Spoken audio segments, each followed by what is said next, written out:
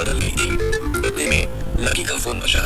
Lucky ने phone उठाया और वो कुछ बोलता उससे पहले ही सामने से आवाज आई, बहुत हो गया लक्ष्मण, अब बस जल्दी से घर आ जाओ।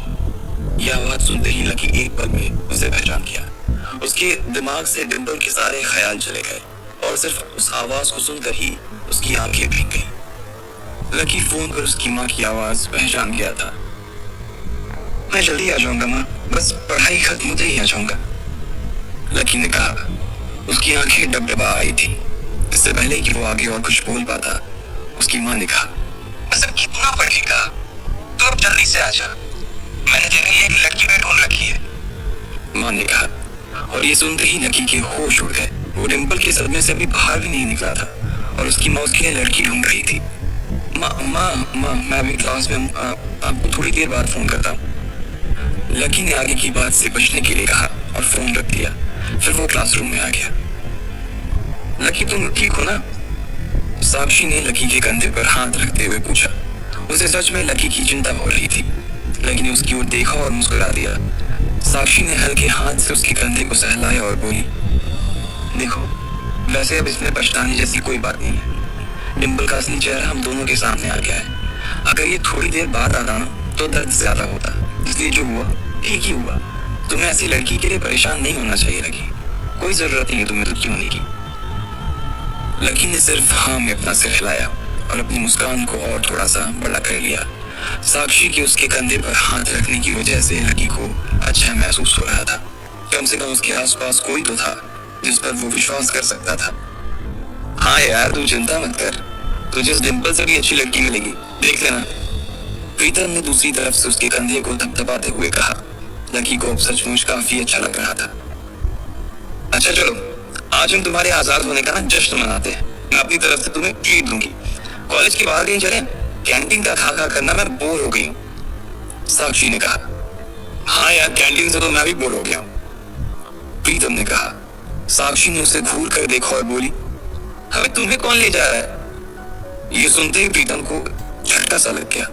वो जानता था कि साक्षी बहुत ही साफ और सपाट बात करने वाली लड़की थी, लेकिन एक दिन वो उसकी इसी साफ गोई का शिकार हो जाएगा उसे अंदाजा नहीं था। नहीं मैं तो खुद भी नहीं जा रहा था यार, मुझे तो निम्मी से मिलने के लिए जाना था। मैं तो बस बता रहा था कि मैं भी बोर हो गया हूँ कैंटीन का खा कर, प्रीतम ने अपनी ओर से सफाई देते हुए कहा। हाँ लेकिन ट्रीट तो मुझे नहीं, मैं तुम्हें दूंगा, पर आज नहीं किसी और दिन। और इस बार हम उस चमन पाव भाजी वाले के पास नहीं जाएंगे, उससे थोड़ी दूरी पर सामने वाली लेन में जो रेस्टोरेंट है ना, सन एंड मून, वहां चलकर खाना खाएंगे, लकी ने कहा और अपनी जगह से खड़ा हो गया। साक्षी ने जब उसके मुंह से सन एंड मून का नाम सुना तो उसके कान खड़े हो गए। उसे उम्मीद नहीं थी कि लकी को डिंपल के जाने के बाद इतना बड़ा झटका लगेगा। जितना पैसा लकी 10 दिन में कमाता था, साक्षी ने सुना था कि सन एंड मून में उतना पैसा सिर्फ एक बार में ही पूरा हो जाता था। उसे विश्वास नहीं हो रहा था कि लकी इतना बड़ा कदम उठा लेगा। वो झिझक कर हंस पड़ी और बोली, हाँ ठीक है, मतलब ठीक है, मैं इंतजार करूंगी। वैसे तुम एक बात बताओ ना कि मैं ना अभी तक सन एंड मून के अंदर गई नहीं हूँ। साक्षी के चेहरे पर हल्की सी शर्म आ गई थी। साक्षी को लगा कि लकी ने सिर्फ जज्बात में बहकर यह बात बोल दी थी कि वो उसे सन एंड मून में ट्रीट देने वाला था, लेकिन उसे मालूम नहीं था कि वो साक्षी को जिंदगी भर भी अगर वहां खिलाता तो भी उसकी जायदाद पर कोई असर नहीं होने वाला था।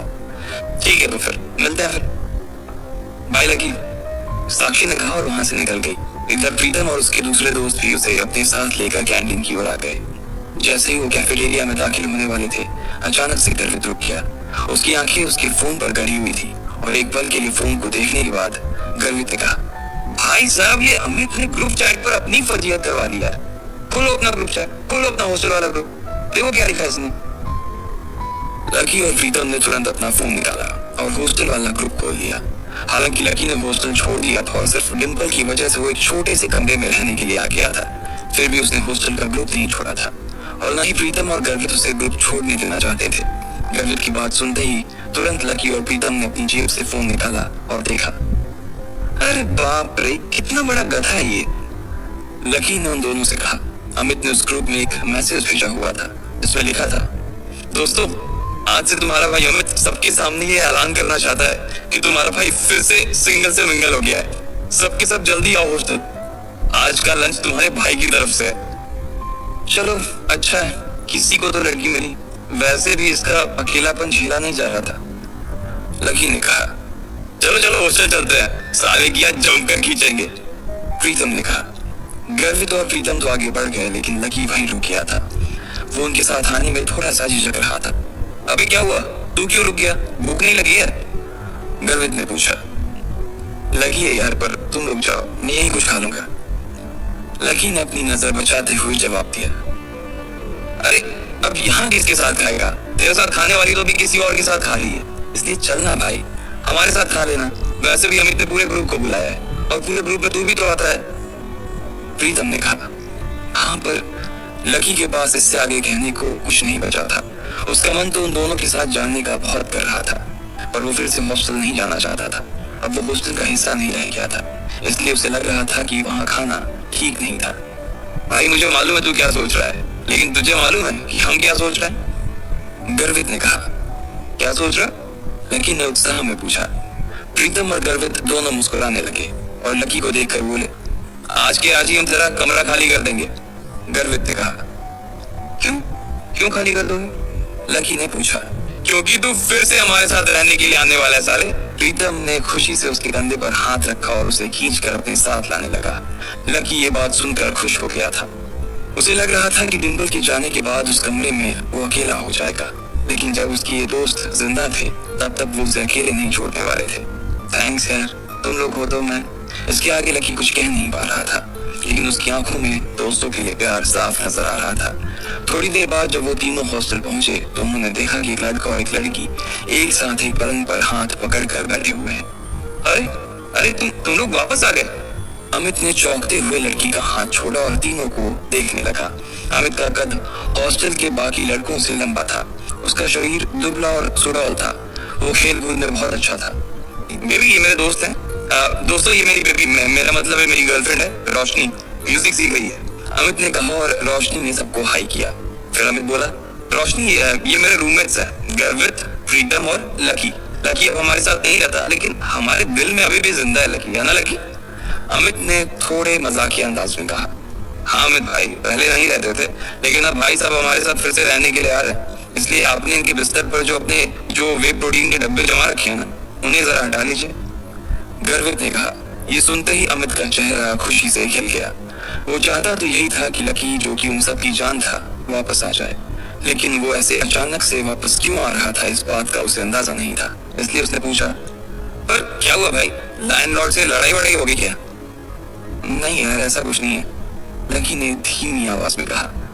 प्रीतम समझ गया था कि लकी को आगे की बात करने में शर्म आ रही थी, इसलिए इससे पहले कि अमित आगे कुछ बोलता, प्रीतम ने उसका बचाव करते हुए कहा, अरे भाई लाइफ है, कभी धूप कभी छांव चलता रहता है, तू ज्यादा सवाल मत कर यार, पलंग खाली कर यार जल्दी। प्रीतम ने कहा और रोशनी की ओर इशारा कर दिया। अमित समझ गया था कि वो उसके सामने इस बारे में कुछ बात नहीं करना चाहता था। अमित ने भी कुछ नहीं कहा और उन पांचों के बीच एक खामोशी छा गई। अमित ने उस चुप्पी को तोड़ते हुए कहा, चलो तो फिर आज रॉबिन्स कैफे पर खाना खाने के लिए चलते हैं। रोशनी की रूममेट भी आने वाली है, तुम्हें और किसी को बुलाना है? लकी तो डिंपल को बुला देना, वो भी आ जाएगी। अमित ने जैसे ही ये कहा, गर्वित और प्रीतम उसे गुस्से से देखने लगे। प्रीतम ने तो अपना सिर ही पकड़ लिया था। अमित की मोटी बुद्धि में उसके छोटे छोटे इशारे कभी नहीं घुस सकते थे। ये बात वो अच्छी तरह से समझ गया था। इधर लकी और डिंपल के बारे में सिर्फ उन तीनों को ही नहीं, बल्कि पूरे हॉस्टल को पता था। अमित को ये बात मालूम थी कि लकी डिंपल को कभी किसी अच्छी जगह खाने पर नहीं ले जा पाता था, इसलिए उसने सोचा कि उसको ये मौका भी वो अपनी तरफ से ही दे दे। अब इससे पहले कि प्रीतम लकी की खाओ को ढकने की कोशिश करता, उसने खुद ही उसे कुरेदते हुए कहा, अमित मैं और डिंपल अब साथ नहीं है यार।